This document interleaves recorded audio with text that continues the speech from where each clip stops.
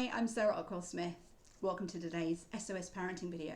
Today I want to talk to you about something that in my family we've named end-of-term-itis. What do I mean by that? So this video is for those of you with children at daycare, nursery or school. Obviously not those of you who are home educating, because you don't get the end-of-term-itis like you would in an organisational setting.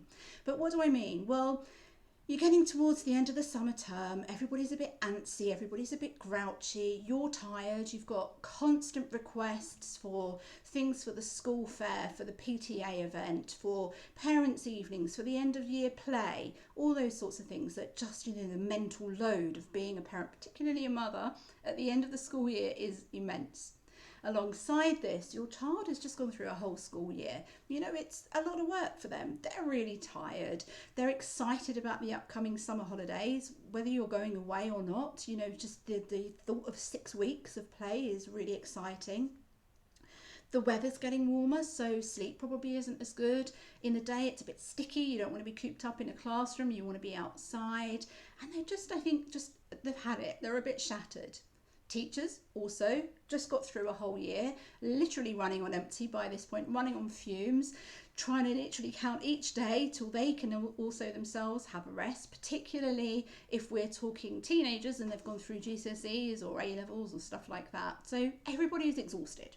And what happens when everybody is exhausted? Well, it's a bit of a perfect storm of clashing exhaustion, stress, frustration, anger, tiredness. And what you will often see is worsened behaviour from the children, quite a bit of rudeness, back chat, just not being very compliant.